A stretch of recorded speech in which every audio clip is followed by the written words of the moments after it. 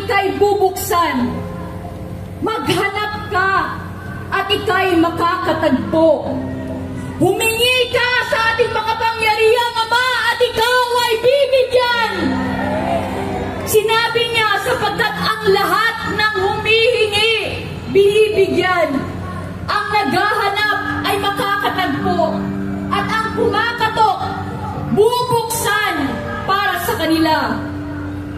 Kaya ngayon tayo ay humihingi sa ating Amang makapangyarihan ng kapayapaan, ng katuwiran, at mabuting pamamahala sa ating bansa.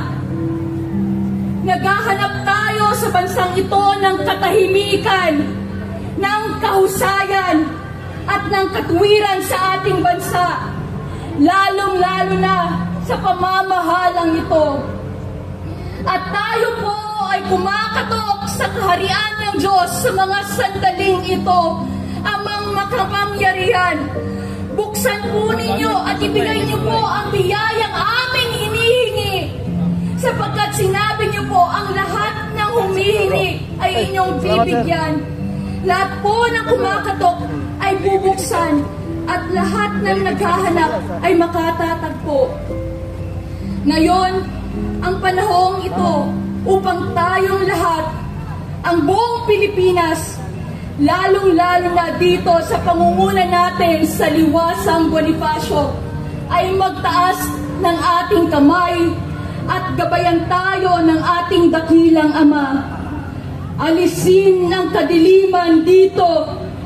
Alisin ang mga nagdudulot ng kadiliman at ang isang mabuting pamamahala ang Kanyang ihandog at ibigay sa atin upang tayo ay tunay na makaramdam at magkaroon ng karanasan ng tunay na bagong Pilipinas. Bago sa puso, bago sa pag-iisip, bago sa lakad sa buhay na walang bisyo, lalo na ng droga at lalong-lalo na ng mga kriminalidad na ating nakikita sa ating kapalibutan. Naway gabayan tayo ng ating dakilang Ama, pangunahan tayo at basbasan tayo sa ating mga dalangin ngayon. At ako'y naniniwala sa pamamagitan ng anak, ang kasagutan ay Kanya nang ipinagkaloob sa atin sa mga sandaling ito. Makikita natin bubukas ang langit para sa ating lahat at ang ating pagbabagong inaasam at inaasahan ay may pagkaloob sa atin sa bandang huli ng ating mga panalangin dito. Makikita natin ito at tayo ay kanya-kanyang magpapasalamat sa Kanya sapagkat hindi po patay ang ating Diyos. Siya po ay buhay na nakikinig sa ating mga dalangin. Kaya't ito ngayon ang ating pagkakaisa at magkapit-bisig tayo, magkaisa ng puso't layunin at hingin natin ang gabay ng ating dakilang makapangyarihang may kapal na tayo ay Kanyang gabayan sa tunay na landas ng kaliwanagan, katapatan at pag-ibig at mabuting pamamahala. Huwag po ninyong kalimutan ang ating mahal na Pangulong Duterte na nasa Netherlands ngayon, Ama. Huwag niyong kalimutan si Vice President Sara, ang kaniyang pamilya, ang pamilya ng ating Pangulong Duterte, ang kanya pong asawa, mga anak na siyang nagtatanggol sa kanya. Nakita natin kung ano ang nangyari sa kanya doon sa Villamor Air Base. Wala pong kagalang-galang, walang respeto na hinila ang kanyang mga kasamahan. Pati siya ay pinagsabihan pa ng hindi maganda. Hindi po ito gawa ng Diyos. Ito ay gawa ng masamang espiritu. Talagang sinisikil ni Satanas na nagkatawang tao ang ang mga taong ginagamit ng Diyos sa kaliwanagan upang ang peace and order at ang kasaganaan ay mapapa sa ating bansa. Ayaw talaga ni Satanas yun. Kaya ngayon, tumatahak tayo sa kadilimang ito. Pero mas makapangyarihan ang Diyos kaysa anumang galabay ng kasamaan. Let us overcome evil with good by our united prayer.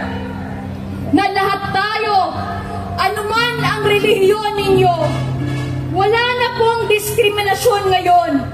Magkaisa tayo bilang Pilipino at ialay natin ang ating bansa sa ating poong may kapal. At alam kong ang kasagutan ay kanyang ibibigay sa ating lahat sa pangalan ng ating dakilang Ama, ang ating Panginoong Hesukristo. Itong lahat ay magkakaroon ng kasagutan at tayong lahat ay magkakaroon ng liwanag, magkakaroon ng kasaganaan at magkakaroon ng kapayapaan at kasiyahan sa ating buhay na ang ating pong hinihingi ay kanyang ibibigay. Maraming salamat po at pagpalain tayong lahat ng ating dakilang Ama. Amen and amen. Palakpakan po natin ang ating dakilang Ama. Muli, on behalf po of Pastor Apollo C. Quiboloy, mabuhay po ang Pilipinas, mabuhay po si Tatay Digong.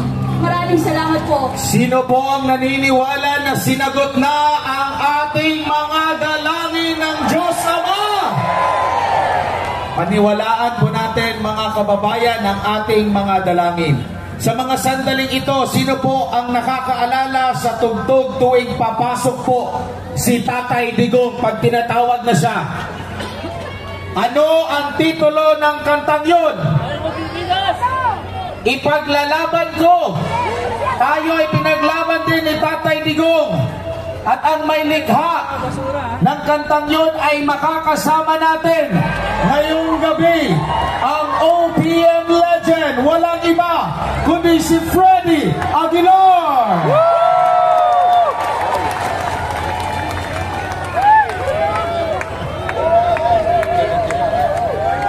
Diyan mo na yung sir yun, diyan na pala ilalagay ko. Magandang gabi po sa inyo lahat. Kanina pa po ako doon na mga alas 3 yata. Alauna ba yun? Anong oras ba? Alauna. Anong oras ba tayo doon natin? Alauna. Kanina pa po kami doon at katulad din po ninyo, kami po ay hindi napagkakatulog ng tama mula nung trinidor po nila yung minamahal nating Pangulo. Kauna-unahang Pangulo na talagang nagdulot ng tunay na pagbabago sa bansa natin ay binastos pa po ng mga traidor. Yes. Kaya ang kakantahin ko po ngayon ay tungkol sa kalayaan, sapagkat naniniwala po ako na dahil po sa ginawa nila ay nawalan na naman po ulit tayo ng kalayaan. Yes. Sa madaling salita po ay inagaw na naman nila sa atin yung ating ipinaglaban nung ating itinakbo ang kaibigan nating si Digong, kung tawagin namin mga close sa kanya. Kaya kakantahin ko po sa inyo lahat ito at kung gusto po ninyong sumabay ay okay lang po.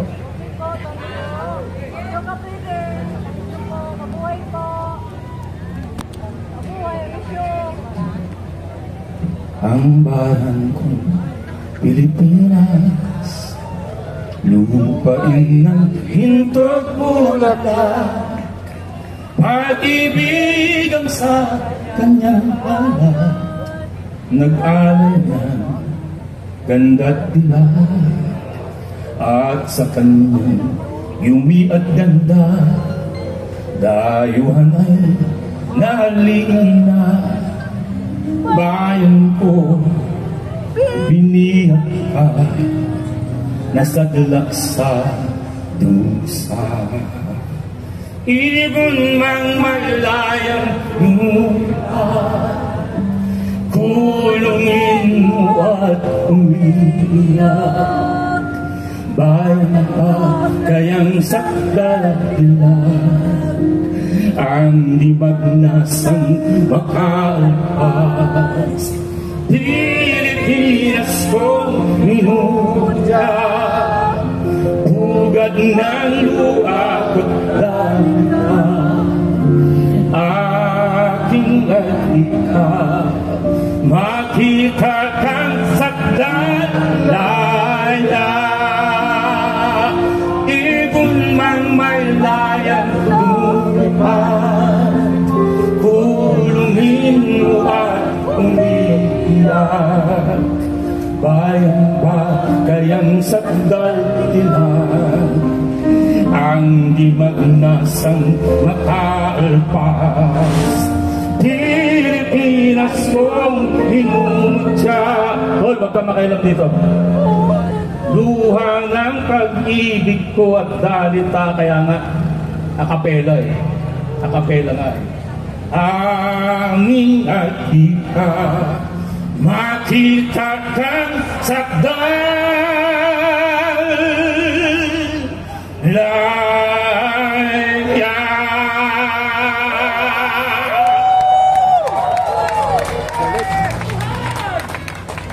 Mabuhay si Pangulong Rodrigo